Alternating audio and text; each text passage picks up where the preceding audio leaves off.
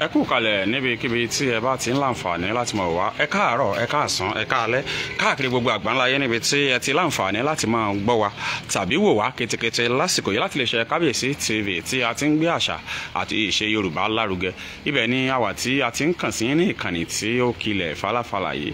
Ẹ kú ojúmọ́ gbogbo ọmọ kóòtù òjìrè tí aláǹfààní láti máa gbọ́ ara wa lásìkò yìí. Inú ààfin Ọ̀yọ́ la wà yìí ní ìpínlẹ̀ Ọ̀yọ́. Ààfin ọba Adeyemi Lamidi Atanda Aláàfin Ọ̀yọ́. Ọba tó sọ gbódilé tó sọ gbẹ́dìgbòrò tó sàtàn dọjà. Kábíyèsí Ikubabaye of blessed memory. Kí Ọlọ́run Olódùmarè kó jẹ́ kí ẹ̀yin bàbá kó dáa lẹ́yìn ikú Aláàfin Ọ̀yọ́ yìí, kí Ọlọ́run ọmọ ṣe ní tẹ̀lé ntẹ̀lé káyìn tí ó kú kó dàgbà kó dògbó kòkòrò ní ọjà gbádùn obì tó gbọ́ àbí tí à ń sọ òye yín. Ẹ̀yin náà ó rí báyìí ẹ̀ rí bí ilé ọlá ṣe dá páropáro. Kábíyèsí Olódùmarè sẹ́yìn ò sùn láàyè ńjọ́ abákú bẹ́ẹ̀ náà ni àádèrè ọdún Sango Festival World Festival 2022 Sango World Festival ni a wá fún ní òde Ọ̀yọ́. Ó tó wá di pé àwò pé a gbọ́dọ̀ fi ẹsẹ̀ kan yà sí inú ààfin káwo bí gbogbo ẹ̀ bí ń ṣe ń rí bí bó ṣe wà sí. Lóòótọ́ àwọn èèyàn ń bẹ nínú ààfin lásìkò tí à ń sọ lẹ́yìn tí bàbá wa Aláàfin wàjà tí wọ́n darapọ̀ mọ́ àwọn babaláńlá bàbá wọn. Àwọn èèyàn ń bẹ láàfin ṣùgbọ́n àwọn èèyàn péréte ni wọ́n ń bẹ mẹ́ tó jẹ́ pé bí àwọn òṣìṣẹ́ ni ó kù. Gbogbo àwọn olórí àwọn ọmọọba oníkálùkù ti kúrò ní ààfin fún ìkan tàbí èkejì torí pé a máa yan Aláàfin tuntun láìpẹ́ láì jìnnà lágbà Ọlọ́run. Ibi tí mo fi hàn yín tí ẹ̀ ń wò lójú wòran yìí, ibẹ̀ ni wọ́n ń pè ní ibi tí ẹ̀ ń wò lójú wòran yìí ni wọ́n ń pè ní Àgbàlá Ògún. Àgbàlá Ògún ṣùgbọ́n róòdù tí ẹ̀ ń wò yìí gangan ni Elédùà róòdù. Róòdù tí bí wọ́n ṣe máa ń pè nù ní inú ààfin. Ibi tí mo fi hàn yín tẹ́ ń wò lójú wòran yìí lọ́wọ́lọ́wọ́ ibẹ̀ ni wọ́n ń pè ní Àgbàlá Ògún nínú ààfin Aláàfin bí wọ́n ṣe ń lò láti ìgbà tí a ti dá ìlú Ọ̀yọ́ tí a ti ṣẹ̀wánu. Ṣùgbọ́n ibi tí à ń wò lójú wòran yìí tí mo tún kọ kámẹ́rà sí ni wọ́n ń pè ní Àgbàlá Kókó. Ibẹ̀ ni ẹ já máa lọ wẹ́rẹ́wẹ́rẹ́ sí inú ààfin báyìí kí ẹ lè mọ̀ pé gbogbo ẹ̀ ó wọnú ara wọn. Bí ààfin ṣe rí ni ẹ̀ ń wò lásìkò yìí o.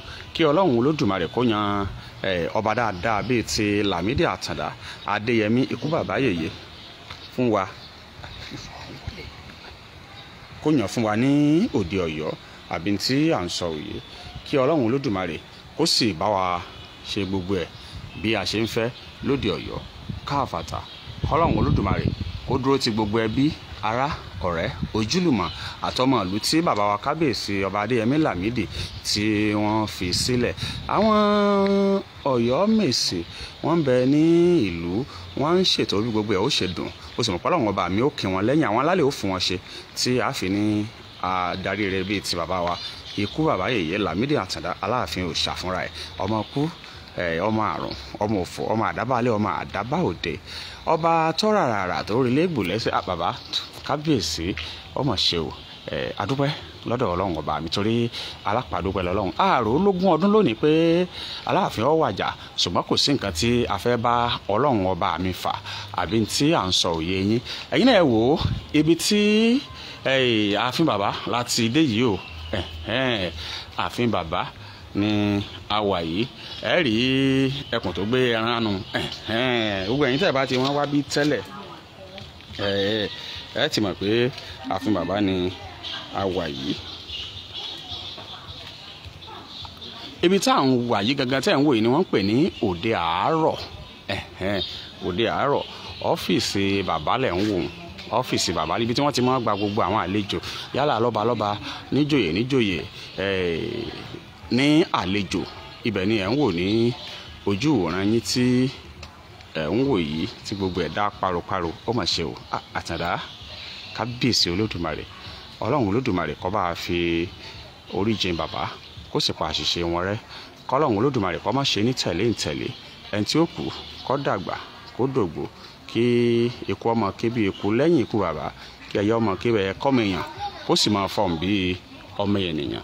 Ẹ tún jẹ́ ká nìṣó ń wájú mọ́sálásí tí bàbá ti máa kírun rè nígbà ayé bàbá, mọ́sálásí lẹ̀ ń wò yìí, rí ilé obìnrin lọ́tọ̀, ilé àwọn ọkùnrin lọ́tọ̀, oríṣiríṣi.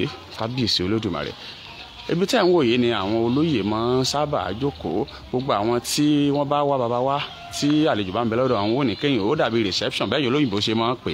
Ibẹ̀ ni wọ́n máa ń dúró sí kí ó tó di pé wọ́n lọ pè wọ́n wá, tí wọ́n ò ní bàbá ti ṣetán wọn kí wọ́n máa wọlé bọ̀.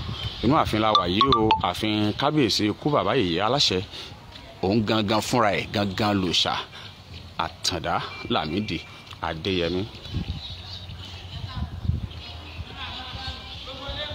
Ẹ rí i pé bẹ́ẹ̀ bá tẹ̀lé wa bí lẹ́sìn tá a wá fún ọdún Sango World Festival, ẹ rí i pé gbogbo ibi tá a wà yìí ni wọ́n tò mọ́tò sí, ṣùgbọ́n látàrí pé bàbá wa Kábíyèsí Ikubabaye ti jáde láyé,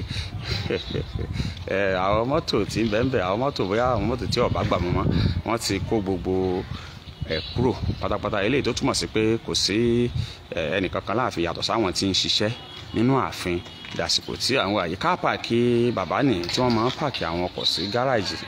Jákè bá ń kó lè yé gbogbo yín.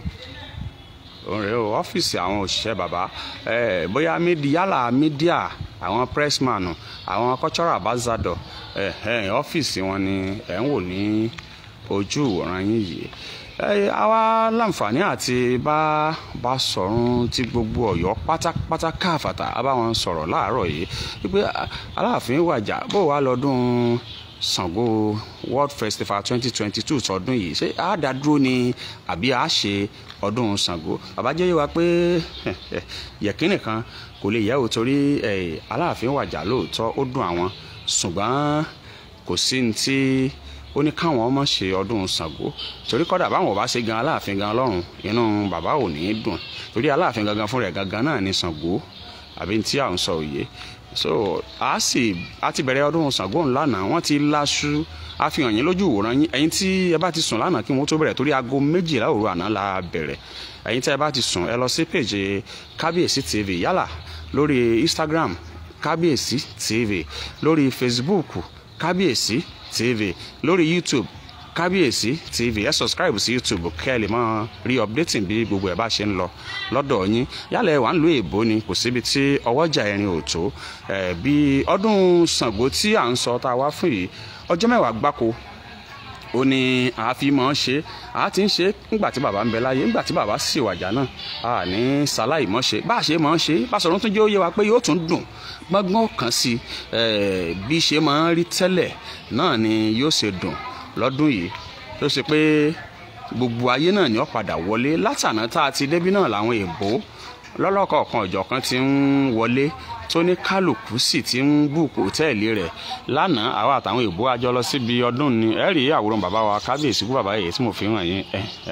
Ìgbà tí wọ́n yọ̀ǹgì nu tí wọ́n gbadé òun lẹ́ ń wò, ẹ rí pé bàbá yọ̀ǹgì ń bẹ. Kábíyèsí Olódùmarè. Ikú pabiri abiriku, ikú pabiri abiri rọrùn, kò sẹ́ni tí ò ní kú, kò sẹ́ni tí oko bàbá rẹ̀ kò ní dìgbòrò. Ṣùgbọ́n a dúpẹ́ pé iṣẹ́ rere tí Lámídì Atanda Aláàfin tí wọ́n ṣe é lẹ̀, Ọlọ́run ọba mi ó jẹ́ kó máa fọ̀hún lẹ́yìn tí bàbá lọ.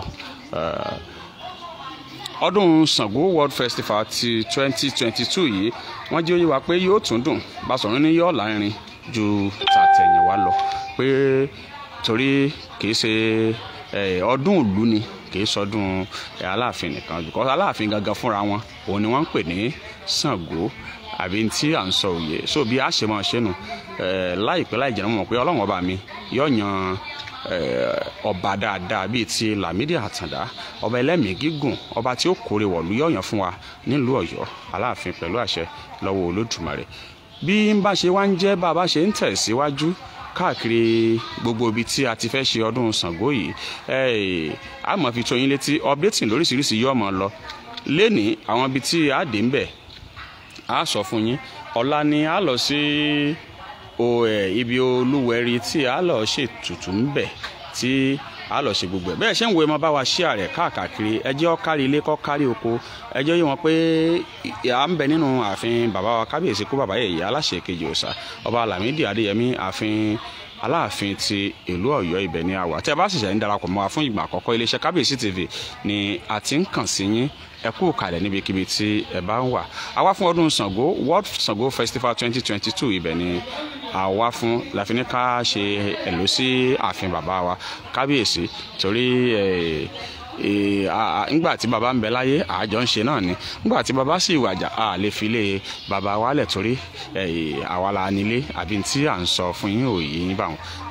So ẹ ṣé o, ẹ kú kalẹ̀ níbi tí ẹ ti láǹfààní àti máa wò wá o. Ẹ bá wa share rẹ̀ kó kárí ilé kó kárí oko, kí gbogbo ayé kí wọ́n lè mọ̀ pé a ti bẹ̀rẹ̀ ọdún Sango Festival 2022. Bí update ń báyìí ṣe ń wá, a mọ̀ jẹ́ kẹ́ gbọ́. Ọjọ́ 10 gbáko ni a fi ṣe ọdún Sango yìí. Bí a ṣe mọ̀ ṣe nù nígbà tí bàbá wa láàfin bẹ láyé, nígbà tí bàbá sì wàjà náà a ní dá dúró àbí tá à ń sọ yìí. Ẹ ṣé, ẹ kú kalẹ̀ iléeṣẹ́ Kabiyesitv. Ẹ lọ sí orí Facebook, Kabiyesitv lórí Facebook, Kabiyesitv lórí YouTube. Ẹ subscribe sí channel wọn, ẹ máa gba gbogbo notification tó yẹ kẹ́ máa gba. Ẹ bá jẹ́ pé lórí Instagram náà ni ẹ̀yin fẹ́ràn láti máa wọlé sí, ẹ lọ Kabiyesitv lórí Instagram. Ẹ ṣé, ẹ kú kalẹ̀.